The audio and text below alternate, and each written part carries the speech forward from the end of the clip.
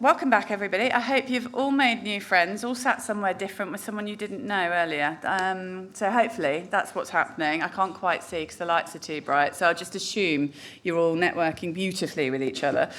We are now going to get into the first of our 3 big sessions. As you heard through the benchmark, we break down the benchmark data into 3 sections: explore, experience and employment. These are really carefully chosen because each of the sections is really important as part of a young person's journey to build and grow their confidence on their way to work. It is no good just doing one in isolation, as we've heard. It is important, and it's the thing that we do with our members, is we help them build a strategy for each of those 3 areas. How do we do explore really well? How do we do experience? And then how do we move our young people into really good quality employment? So I'm going to be the host for this session, and shortly I'm going to be joined by 3 excellent speakers and we're going to get into a bit of detail around this section, explore. What is it? Why is it important? And what does it mean for young people? And how do employers do it well? But first, because you've had your coffee, we are going to just start with a little quiz. This is one of those things, it's been a really manic close of the year for us at Youth Employment UK. Like, we are exhausted. If you see any of the staff sleeping later, do give them a punch, elbow or something. But we hadn't rehearsed this, so we're going to rehearse it together for the first time. And then you'll get the idea with me, and then the rest of the team will have an easy ride in. So we're going to start with a little quiz. It's going to be hands up for true. Keep your hands down if you think it's false. So you have to participate by virtue. And we're just going to start with a few little questions. The first one is, do you think this statement is true or this statement is false? So hands up if you think it's true. Keep your hands down if you think it's false. In our 2024 Youth Voice Census, 40% of young people in secondary education had access to talks by employers in the last 12 months. Do you think 40% of young people had access to talks from employers in the last 12 months? Hands up for true, hands down for false. Hands up for true. Excellent. Good work. It's false. 23% of young people had access to talks by employers. And that's a real testament, right? We think we are doing so much more, and often we are, but it's where it's getting done and targeted. There are some schools that are overprescribed with employers coming to visit them, and there are some schools that simply have no employer connections. And we have to have the data that tells us where it's happening and where it's not happening so we can spread the joy. So super important that we think about not making assumptions about where we are and what we're doing, but actually as an employer, there's a really good question. Do you already have employers coming in? Great, lead them to it and move on to the next school that won't. Really important you build those conversations with the schools you're working with. So, true or false? We'll keep going. You've got the hang of this quite quickly. We're surprised. We didn't think you would. 55% of young people in secondary education had access to careers fairs in the last 12 months. So the big careers fairs, 55% of young people had access. Hands up if you think it's true. Again, no. False. 29% of young people had access to careers fairs. I was speaking yesterday at the West Midlands Combined Authority Now and Next Careers event, and I was on stage with the brilliant colleagues at the Careers and Enterprise Company, both Ollie de Botton and Nicola Hall. And we were having a really robust conversation about the quality of careers fairs. Are they meaningful? Are they working for our young people? And I think that's really important to check ourselves, just as we heard from the panel. We have to check what is working. Is this having an impact on young people? And actually, careers fairs, when done well, really do have an impact on young people. But what we've learned is it's the preparation that goes in with the school and with the young person in front of that experience, and the follow-up. So how did you learn? What did you learn? What was good about it? If you were just turning up at a careers fair to give away sweets or bouncy balls, save your time, save your money, because that's not working. You have to be involved in checking that the prep before and the prep after, and as Lauren said, that you stay in touch with those young people. I'm going to do one more, and then we're going to get into the detail of this. So hands up if you think it's true, hands down if you think it's false. We might make you stand after lunch, so I'll warn you about that. 19% of young people in secondary education had access to CV workshops. True or false? Hands up for true. It is true. 19% of young people had access to CV workshops. Now, hands up if your organisation requires young people to write a CV to apply for a job. Hands up if your organisation requires a CV. Interesting, isn't it? Only 19% of young people are being told how to write a CV, and yet most of us are still expecting a CV. I'm going to leave that thought just there. So, as we get into this section on Explore, as I say, the first section of the benchmark, because it's what's happening in our schools, in our colleges, the early careers inspiration. Ollie de Botton from CEC told us yesterday that actually the earlier we go in, the primary school activity is where things can really start to take shape for young people. If you are a young person from a lower social economic background or a young person with multiple barriers, you're going to need to hear about the world of work 100 times more than your peers who don't have those barriers. So starting earlier, building confidence, building engagements is really important. And that's what Explore's all about. We talk about schools and colleges, but actually we're really mindful of other settings. Some of the providers we work with include hospital schools. Now, how many of you as employers or practitioners in the room have thought about extending your work to children with long-term health conditions that might spend half of the year in a hospital school? Now, isn't that interesting? Because we go to what we know and we're not looking at what is possible. And I think there's something that you should be taking away today is what else can I be doing? What other channels? Where are these young people? There are nearly 1 million young people NEET. They are not in a school, but they're going to need your inspiration as much as those young people still in education. So when we think about Explore at Youth Employment UK, it's all of that kind of encounter work, but the exposure to and the inspiration from employers for young people. And research shows that if young people experience encounters 4 or more times in education, they are 87% less likely to become NEET than their peers who don't have those 4 encounters. So it's why Explore is where we start and why it's so important as part of a young person's journey. And we know, absolutely we know, that opportunities across the country are not consistent or equal. And we know that those young people with additional barriers, those who are marginalised, just have less access to their peers who are not so. So we have to work it out. We have to work out how we're lifting up those young people. Let me tell you that my children, 20 and 16, never got work experience offered to them, never met an employer when they were in school, but actually they're okay. They have a neurotic mother, and so they are the epitomen of Nepo babies because they have got employability skills coming out of their ears and connections. So my kids are all right. So it's working out, okay, which young people need us to level up for them and how do we do that? And they're the questions we should be asking. And the policy landscape is about to change miraculously in this area. As we've heard, since the Labour Party have come in, they're making changes at quite a pace. For some of us, it's not fast enough. But actually, what they are talking about, when they talk about raising the minimum wage, which we fully supported for young people, but also then adding in the national insurance cost, I'm a little nervous that employers are going to stop doing this really good outreach. They're going to stop investing in young people because the price just got really expensive. And that's the thing that we cannot stop. We have to keep going. If we do not do more, we will see more young people NEET this time next year. I think we could exceed the 1 million marker if we and our networks don't actually double down on the activity. And so because you are the employers that are in this room, I know you're already doing it, we have to ask ourselves, how can we leverage your networks and what you're doing to make it worthwhile and more impactful, but also how can we leverage your networks to ensure that your supply chain, the small employers in your communities, are coming along with your journey? Because if we don't do that as a collective, we will see less opportunities in all of these stages: explore, experience, and employment. But let's get into what's really working and the nitty-gritty of it. And I'm going to invite my specialist speakers to the stage. So if I can invite you, Kelsey, Erica, and Riley, please come and join me on the stage. Let's give them a round of applause. You're going to stay with me. You ladies, if I can have Erica in the first one facing, and then Riley. So I'm just going to do a quick introduction and then I'm going to hand over to Kelsey. Thank you, oh, lovely assistant Kat. That was nicely done, smooth, lovely.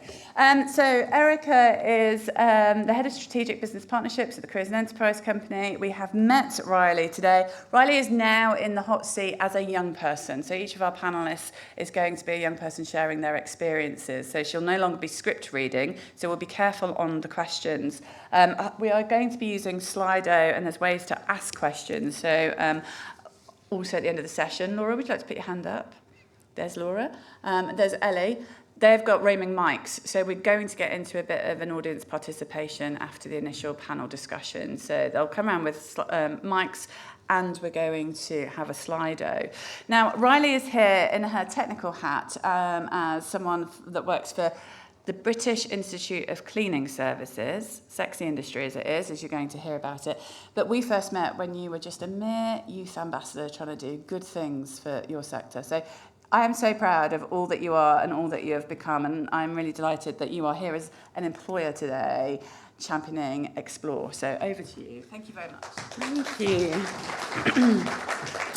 So, hi, as Aldrin said, I'm Kelsey. I'm from BICS, which is the British Institute of Cleaning Science. So we are part of the cleaning industry. We are a training and membership organisation that's based within the industry that basically looks to help produce best practice and to train cleaning operative supervisors and other levels within the industry. But I'm here to not talk about that, but to talk about our youth engagement that we've had. We have a little bit of a different relationship with Youth Employment UK in the way that we are an employer, but the work that we've done is actually not just to help our employment practices, but also to try and help the industry create a much more youth-friendly industry to welcome the next generation of cleaning professionals. So I've titled this Introducing the Next Generation of FM Professionals. So when we talk about this, normally what we think about is the experience of young people outside of the industry, the experience of young people within the industry, the experience of young people trying to join the industry, and then ways in which we, the FM industry, can combat the issues that we have with youth employment with our industry. So at the moment, we are missing around 30 to 40% of our industry, with a lot of the older generations of our industry actually leaving, with no next generation being able to step up. And there's many different reasons around that, and I'm going to go through maybe why we have some of that in there. So I'm going to talk to you about my experience as a young person in the industry, and I also do have another member of the BICS Youth team in the audience that is also part of the industry and is a young person, and the positive and negative treatments that we've both had probably because of our ages. So just for a bit of background, I started early in the industry as a cleaning operative, but I'd come out of education, so I'd gone up to master's degree level at a Russell Group University in something completely irrelevant to cleaning, as you can probably imagine, but have started my career and have gone through from that entry-level position up through, and I don't really want to leave. So I'm leaving the master's degree sort of in the background there with lessons that I've learned along the way. But some of the treatment that I've had within the industry and something that's helped sort of shape decisions that we've made along the way are these four things. So I've had a lot of assumptions. So that's mainly around if I was related to somebody in the workplace, why have I been able to get the jobs that I've got, or where I've been able to move into different roles. I've had a lot of questioning, why are you here? What relevance have you got? Quite negative questions in some way, but I've also had a lot of people listening and learning from experiences that I've had. So what people can do to help engaging people. And that sort of started us off on the process a couple of years ago, getting asked, you're in the industry, why did you join and why have you stayed? So what we always talk about in the industry is the way that we onboard people. And I started about 2 years ago with the help of the leadership team at BICS, talking about experiences in the industry as a young person and the problems that I saw coming in of what was met. So we don't know how to shout about ourselves as an industry. As you're all probably imagining, cleaning isn't exactly the sexiest sort of job role out there. And it's not something that when we're at school we think, I'd love to join the cleaning industry. But we don't actually, as an industry, know how to try and onboard the young people that we want. And we're not always great with talking to a generation of technology. So, for example, myself, and I'm sure Riley, you've never had to go out and walk through the streets handing your CV out. Everything that we've done is online. And we sort of expect young people to sort of join us and meet the industry where we want them to meet us. And we have so many different offerings that we don't even talk about. We have sustainability groups, associations, council, and we actually do have a youth voice, which is quite interesting. So we need to think about all those things as an industry, and we wanted to act on that. So to get further onto my soapbox moment, I started looking at graduatejobs.com, and we started searching for things like cleaning and hygiene, and nothing came up. We're talking to an industry that want to onboard the next generation, but yet they're not putting themselves anywhere. And the same again with something like UCAS, which I'm sure many of you are familiar with. I searched cleaning, hygiene, and brilliant. A job role came up. I thought, excellent, we're getting there. And then we have nothing on there. It's creating a bit of a problem that we're, on one stage, no one wants to join our industry, but we're not actually doing anything. So we looked at what wasn't working, the accessibility of advertisements. We needed to understand what young people were experiencing, but also what we were experiencing. And we needed to sell ourselves as an intellectual industry without using all the fancy jargon. A lot of times cleaning, let's face it, is viewed by the outside world as unskilled. So what we try and do is we try and use as much skill as we possibly can and as much jargon as we can to try and sell ourselves, but that's not actually going to be welcoming to the next generation. And what we project is what people perceive. So we were actually talking before about our job roles, and everybody always says, especially in the cleaning industry, oh, well, you know, it wasn't really what I originally wanted to do, but I did this and then I fell into this. Well, if we start saying that we fell into a job role, it's not actually going to get young people interested. We actually need to say, you know, I joined the industry and this is why I've stayed, but trying to get that into people's heads just didn't happen. So we started looking at job advertisements, and this was an excellent example of one. This was what I would call like, I don't know, a golden job opportunity within the industry. It was a supervisor role, really well paid for the industry, about 25,000, Monday to Friday hours, doesn't happen in the industry, and within the hours of 9 till 5, again, rarely happens within the clean industry. And I asked a few people actually from Youth Ambassadors a couple of years ago, and I asked a few people that were young in the industry and asked them if they would apply for this role. And what they said was no. Even though it was good pay, better pay than what a lot of them were on, they didn't understand the jargon that was in there, COSH, HACCP, all of that sort of stuff. And they didn't understand what BICS train meant, which was a bit heartbreaking for me. But they didn't understand all of these different things. And when I said all of this stuff to some people within the clean industry a couple of years ago, I got a question asked, and, well, why would we want young people to join if they don't understand what COSH is or what HACCP is? Well, on the reverse of that, we don't understand a CV anymore. So I'm 26, and I was one of the last cohort in the old standardised marking for GCSEs. So I understand A star, A, B, C. I had no ideas what the numbers meant, and I'm very close to that age group. And when I asked this lovely gentleman if he would hire somebody with these grades, he said, no, he got 3 Ds in BTEC business management. I said, well, it's not a D, it's a distinction. So what we've got is we've got an issue of people not actually understanding the young people that are actually coming in. We also need to think about the perception that's out there. So harshly, the perception of the cleaning industry is that it's all about the cleaning operative and the supervisor. And even though I will stand here all day long and say they are the most important people in our industry, they're not the only jobs. And that people didn't actually think they had transferable skills to the industry, and that you could take qualifications and join a completely different role. We have problems with what we show as an industry. So we show things like this, which, if we're showing that as part of an advertisement, you're not going to get many people, let alone whether they're young, want to join up to that sort of role. But if we show things, I'm very sorry, this is not my own vanity. They were the only pictures that I felt comfortable sharing. Poor Matt would have been on here otherwise. If we showed things where there's teams, there's robotics, there's travel, there's qualifications, there's success, there's celebration, we're going to get a lot more young people. And where other industries that we've seen have been able to heighten their youth employment rate, it's because they've shown an attractive side, whereas we were still stuck showing the unattractive side of our industry. We also needed to utilise our experience as a tool of development and not a tool of separation. So what started me in my soapbox moment was a couple of years ago. I went to a site and somebody asked me whether I was too young to actually be there for the work that they were going to do. And I thought, well, you've brought us in. I wouldn't have been trusted to go if my employer didn't think that I was capable.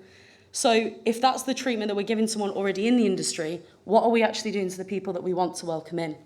So as LJ said before, I started 2 years ago as a youth ambassador, and we had a chat, and I went on a bit of a rant about the industry, as I normally do. And we talked to the team at BICS and talked to the other youth members, and we decided that we wanted to do something about it. So this is my 2 years on, what we've done. Now, I normally call this one industry, infinite opportunity, but I very much want to call it practice what you preach.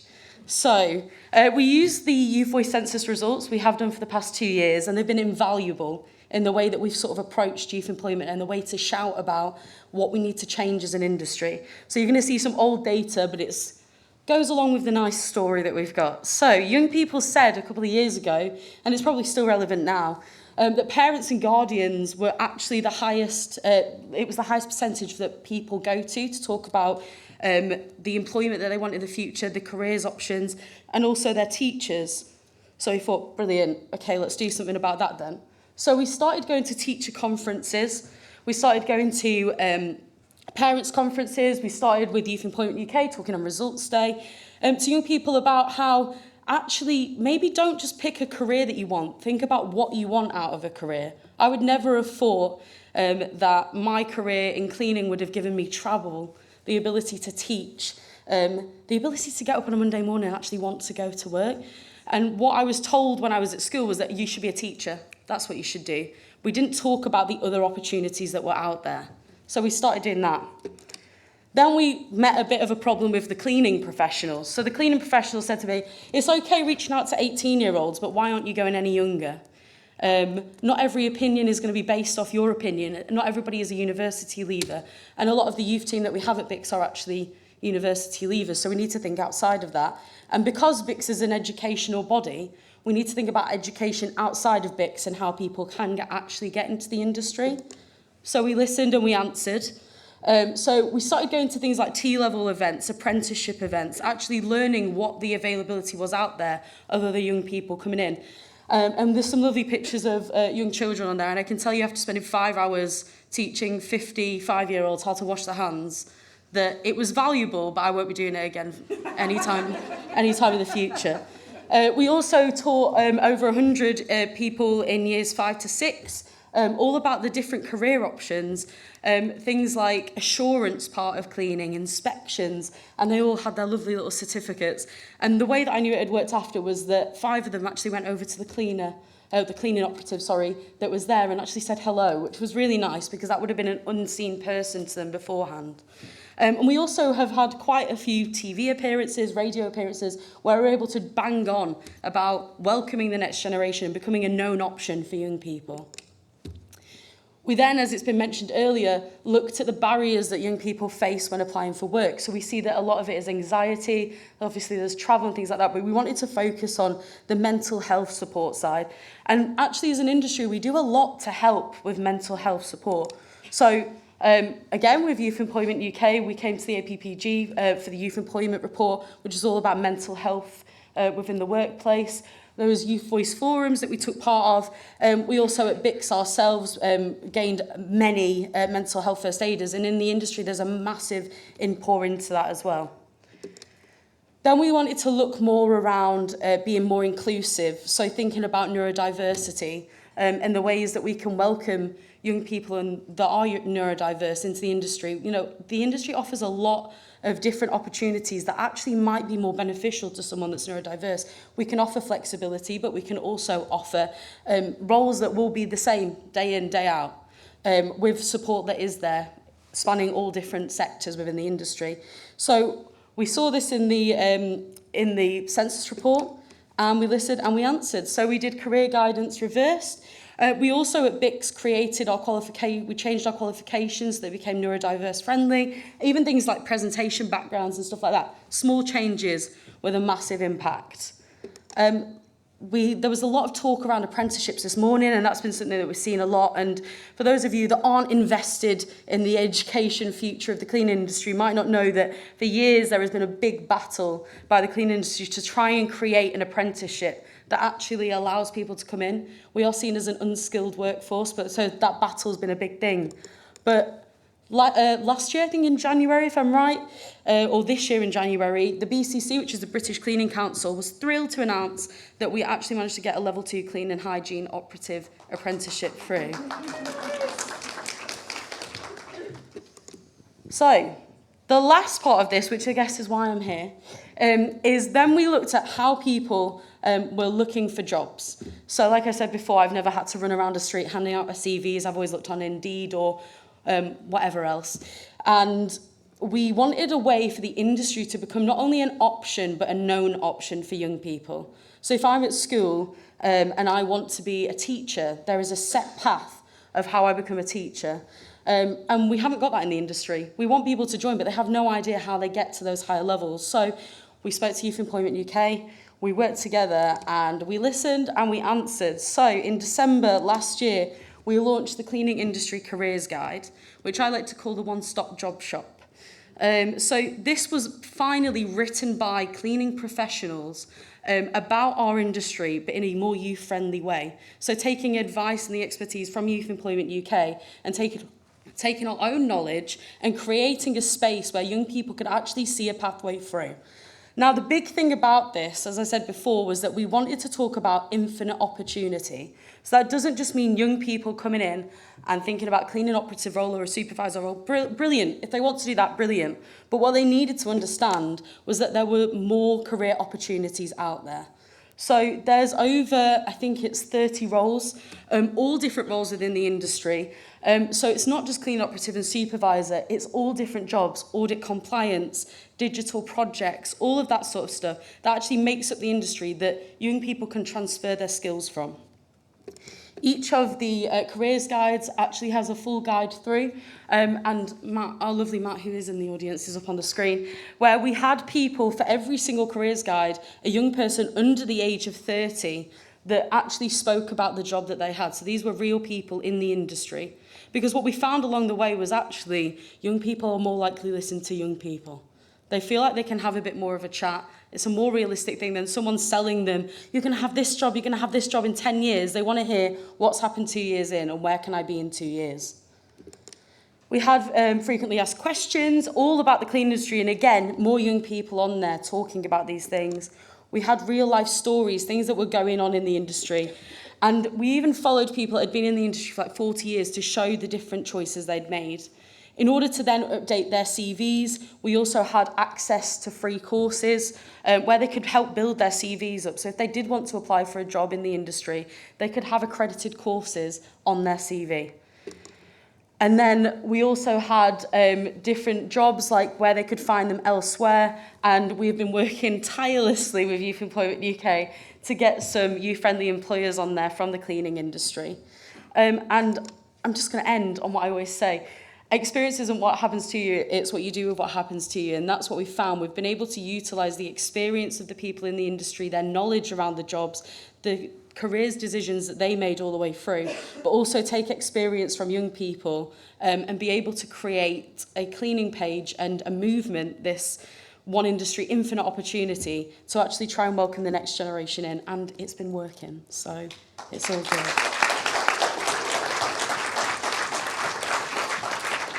Amazing. Thank you so much. In fact, I think there's almost a USP of Youth Employment UK that we are helping non-sexy industries. Where are you, Kate? Association of British Beef, is it ABP? I've forgotten all their acronyms, but how many of our young people think they might want to go and work for an abattoir? But it's an important job, right? So we are helping lots of different employers really think about how they can bring an industry that's hidden, just like BICS and just like ABP and many, many others, to the forefront of young people and their experiences, because that's actually where there's growth and where there's opportunity for these young people when we get it right. So, yeah, I think we've found a unique selling point. Erica, let's kick off. The Careers and Enterprise Company have really been leading the way. I'm delighted that we have such a relationship with you guys, because I think you're changing the game for our young people in education. So do you just want to introduce, for those that don't know, who the CEC are and what you're doing in this early explore stage? Great, yeah, thanks, that's on. Thank you for having us here today. I'm really excited to be part of the panel and because we do work so closely with you and to hear everything that's happened so far today and really echoing with a lot of what's been shared already. So for anyone who doesn't know us, we are the National Body for Careers Education, set up in 2015 by the Department for Education, and our mission is that we work along schools, special schools and colleges, and we are supporting every young person to find their best next step.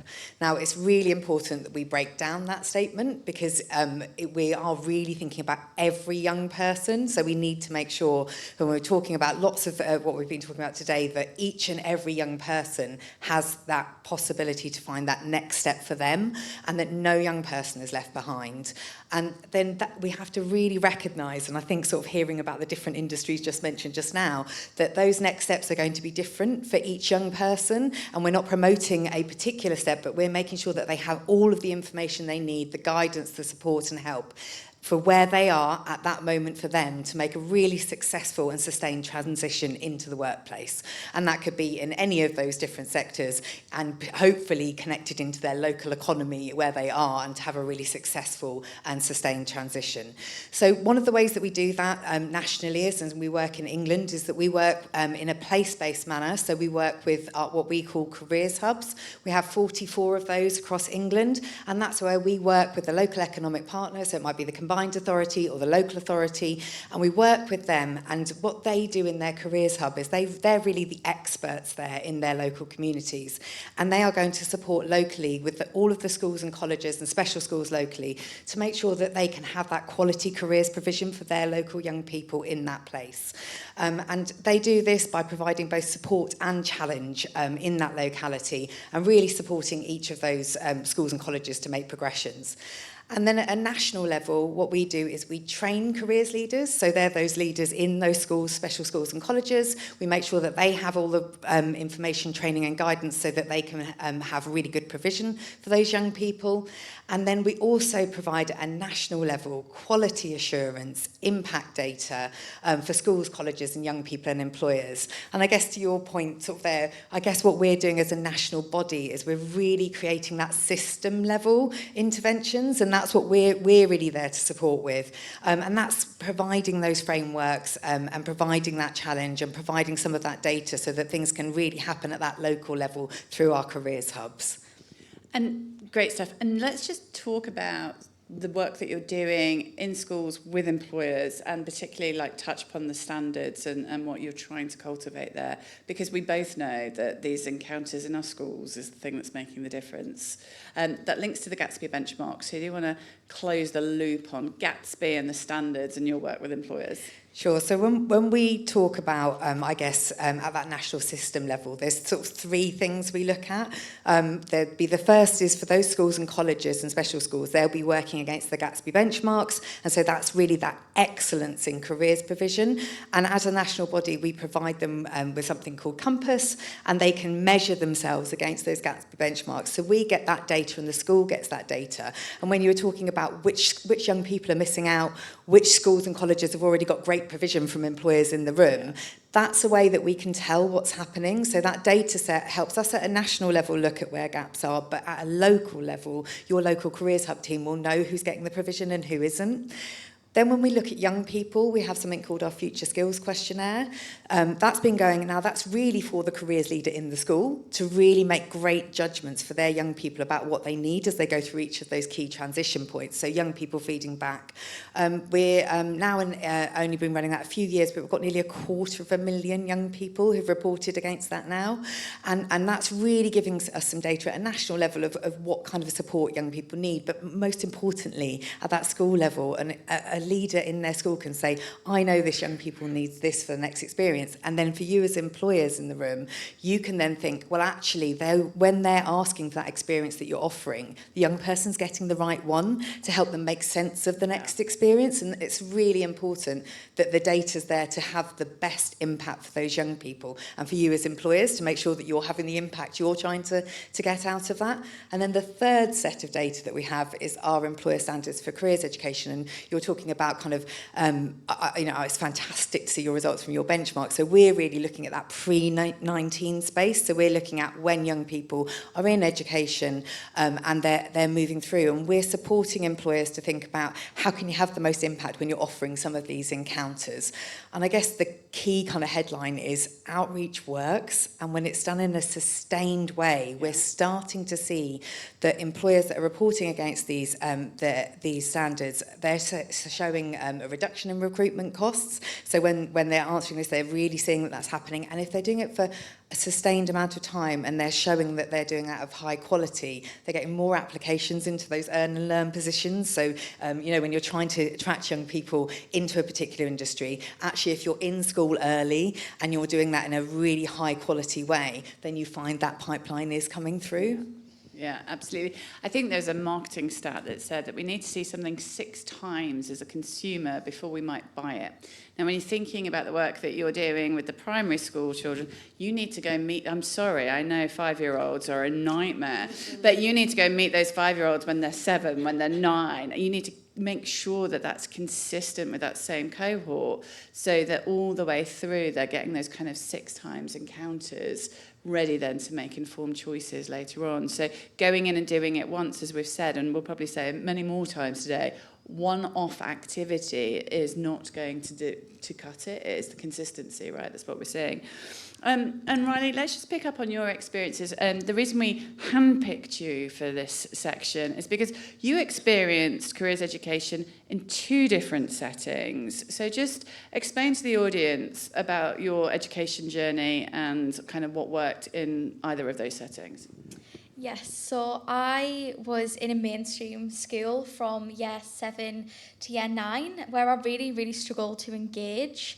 I found that nothing was related to work, and I was always that annoying student who was saying, but when am I going to use this? Why do I need to learn this? But why?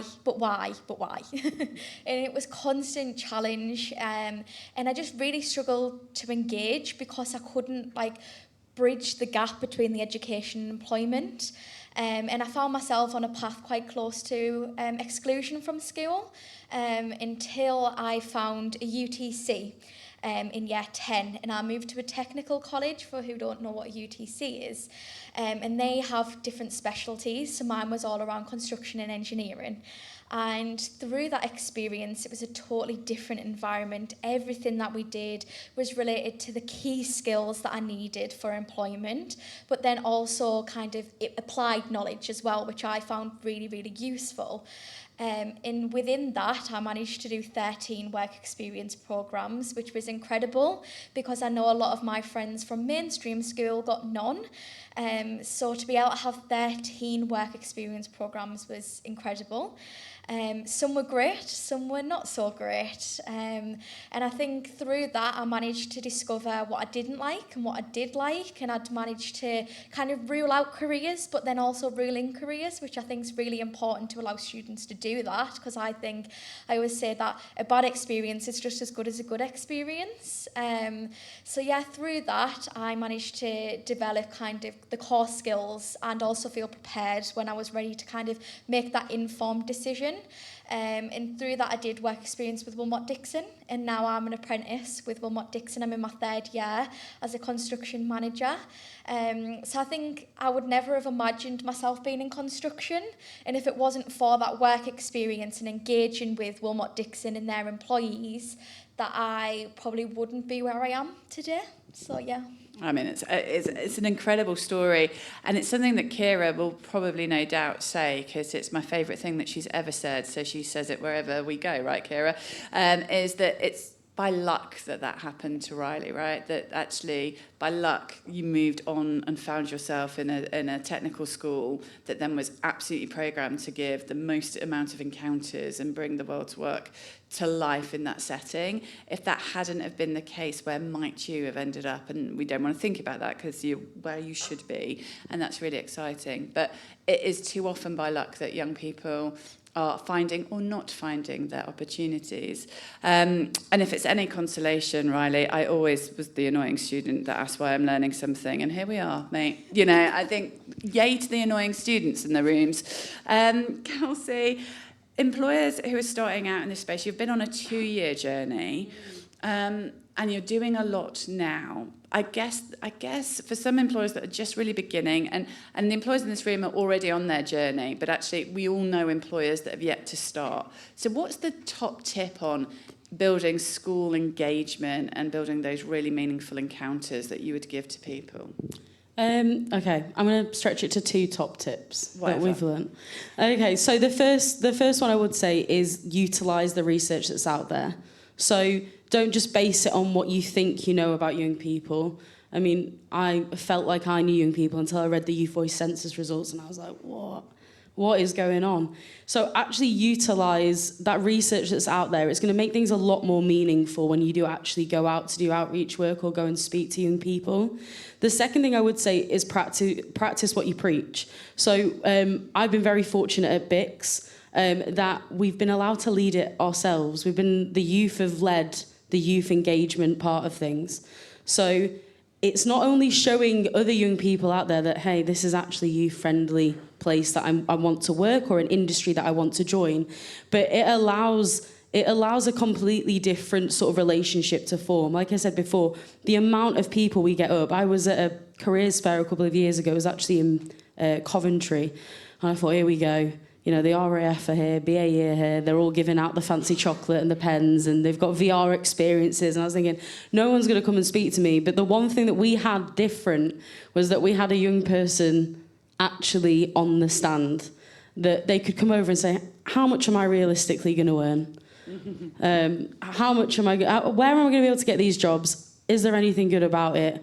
Can I go into a different role? What should I actually look at? So there was a bit more it was more of a personable approach of questions instead of I'm talking to somebody that's been 30 years in the industry that's going to tell me that I can reach this, but actually I want to know what I can reach in the next year.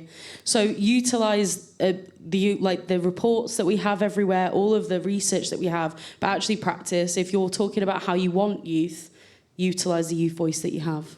I love that. I think that's a great point before we come to the audience. So this is the moment that we're actually going to get Ellie and Laura doing some work, and you. I'm hoping you're going to have some questions, whether that is for Erica, for Riley, or for Kelsey. This is your moment to shine. You feel free to go as pokey as you like as well, because they're very capable of answering that. So hands up if you've got a question. Of course, Sharon, we'll start here. Laura, can you go to Sharon, please, first? Oh, Ellie's there. You don't have a mic. So my question's for Erica. Good afternoon, Erica. Our organisation clearly works with CEC, but one of the biggest challenges we have because of our brand is the age that we can enter schools at. And our encounters are typically year 10 because the soft drinks industry is regarded as a no-no pretty much below that. So how can we as an organisation share our pathways with, I guess, those primary schools that we're not allowed to encounter? Yeah, I mean, I guess for us, something that we've been working on with lots of different employers over the last couple of years is working with teachers and trying to link careers into the curriculum. And I think that that's a really important way to start to work. I mean, all of our research and data shows that teachers and parents are really key influencers of young people, what they think about careers. Even if you've got really good encounters happening, they're still going to be a really big influence on those young people. So I would say both accessing those teachers who can embed things into their curriculum about the wider industry, about what's available. I'm sure that if young people hear Coca-Cola, they might think of the drink, but actually they wouldn't have a really good understanding of how Coca-Cola operates within the UK. You know, all of the different opportunities, all of the different opportunities they'd have and pathways that they'd have. So I think that's one way, and then seeing if there's any links into the curriculum and activities that you can have. And I guess at a local level, working with the partners then to see, I don't know, maybe into primary is harder, but to see if you can work at that local place level, to see if you can build some of those relationships, particularly with those schools and colleges that might be closest to where you might have some of those pipeline of talent. I think it is a really good way to start to build those longer term relationships. And I know we've worked with you to sort of look at some of our enterprise advisor roles, and so that you can start to think about building those longer term sort of sustained relationships with some of the schools and colleges locally. Hi, thank you. My question is, we've been talking a lot about young people in school and colleges, but what about the young people that aren't visible in those places? What about the young people that leave school, don't join college? At Youthbuild, we work in London with a lot of young people that have been through the care system, have been in and out of school, may have been involved in kind of criminal activity. So they're not typically, they are the youngest people that are kind of the hardest to reach, wouldn't have had the opportunity to kind of get that careers advice. So what can we do more, I suppose, for all the panellists here to engage with those young people that aren't really visible in those places, those traditional education places? I guess with us working largely with young people that are within the education system, I guess for us, what we're really trying to concentrate on, and I guess we talk about data and impact and Gatsby benchmarks, and it may be for some people it's like, well, what impact does that have? But actually schools and colleges that have all 8 of the Gatsby benchmarks, they are much more likely to close the disadvantage gap for young people that are within those schools and colleges in terms of them having that confidence and careers progression. And so something that you talked about earlier is just in terms of those encounters, meaning that those that are pre-NEET, young people are much less likely to go into those categories. So for us, I guess it's really making sure that what happens when they are in the education system is really high quality, and that we do have employers leaning in, and that those encounters are happening, and so really making sure where we can that they're not going out there. I guess then it goes into the wider work that great work that Youth Employment UK are doing, and many other providers that you'll be working with who can really support for those young people when they're outside of that system. And some of the other things we have worked on is looking again particularly around those transition points, I guess, for us, which is really important. And some of the work that was mentioned earlier is, I guess, it's being very targeted as well, so making sure the work that we have done with young people who were looking like they would come out of the education system, it's been very targeted to them at an individual level, making sure that they get that coaching and mentoring that's targeted to them, those relatable role models, and that's very specific, and that the experiences that they do gain are very specific to what they need at that point in time. And so I do think that has to be very targeted. Yeah, I think from me, it's kind of the one size fits all doesn't work in this approach. It's kind of the inclusiveness and kind of delivering your message to the right audience. I know it's meeting young people where they are, which is the really important part. I know when I was on the brink of exclusion that I wouldn't have appreciated someone coming and speaking at me, because at that point I was quite defensive in a lot of kind of my education settings, but a conversation I would absolutely have appreciated. So I think it's that tailored. And in Art Wilmot Dixon, we work with different charities who kind of, for youth offenders, for example, who work with young people who have just kind of left their alternative setting, and helping them kind of with the skills and, for example, CSCS cards, which is an industry card, and supporting that. So I think it's collaborating and leaning on the people who do have access to them people is really important. Yeah, we did a sort of an event a couple of months ago now.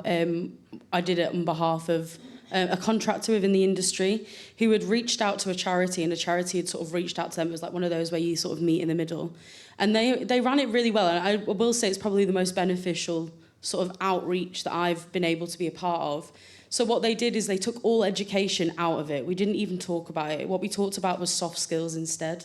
And they left the ball in the court of the young people, which was brilliant. So they said, look, this is the date, this is the time, it's a day. And it was called Spark. So it was about them gaining insight into different roles within the industry that we work in. It wasn't just cleaning. It was the whole of facility management. And what they did is they came with a CV, but the CV was a bullet-pointed list of the soft skills that they had, and what we would then think would be most beneficial to link them to a job role with, or what we could say, I'm also interested in the organisational role. Have you looked at this route? And all of that sort of stuff. So they came with their list and they got to try different job roles for a day. No education, no qualification was mentioned whatsoever. And what actually happened after it was that we actually got emails back from people. We got a lot more insight from people of, hey, this works, this doesn't work, and I'm actually interested. And a few of them have actually started apprenticeships now. and have managed to get their way through. So the way that they ran it, it was brilliant to see, was it was from soft skill only, no education noted. And with that, there was no sort of segregation of everybody. It was, these are the skills that I have. This is actually what I want out of a job, and I want to try everything. So that was how they ran it, and I thought it was excellent. Great. I just to echo the point about there are so many charities and youth organisations like Youth Build who are working with particular groups of young people. So for employers, it's about identifying who is in your locale and who it is that's working with specialist groups that you might want to support, whether that's young carers, whether that's care experienced young people, whether that is those at risk of becoming neat. And I think it's going to be really interesting as we see the trailblazers coming through from DWP as part of the Youth Guarantee, is that they are bringing together job centres and careers advice in a different way. And I think we've got to probably lean in better to our job centres as this new model comes to life, because actually having a place where people can go in a high street to get advice and guidance or whatever stage of their journey they're at is going to be a good thing, and something that I think we need to see more employers connecting in back into the job hubs, certainly for young people. But there are those groups who are even further away from accessing that type of support that we need to not exclude too. Matt, Spark. Thank you. So a question for all of you, you as well, LJ. So we hear loads of really great and inspiring stories around employers changing their practice, such as what you've been sharing, Kelsey, around the cleaning industry. A lot of those stories tend to be large organisations. I don't know how large BICS is, but a lot of organisations, we hear those success stories tend to be quite large companies with the resource, with the capacity to do that. But 99% of employers are SME, 61% of jobs are SME, not to say anything of those micro-employers as well, which make up a huge number of opportunities within communities.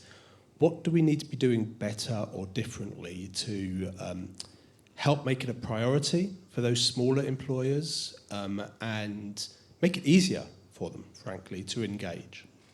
That is one of the biggest killer questions just before lunch, Matt. So I'm mindful of time because that is the question and the answer standing between us and lunch.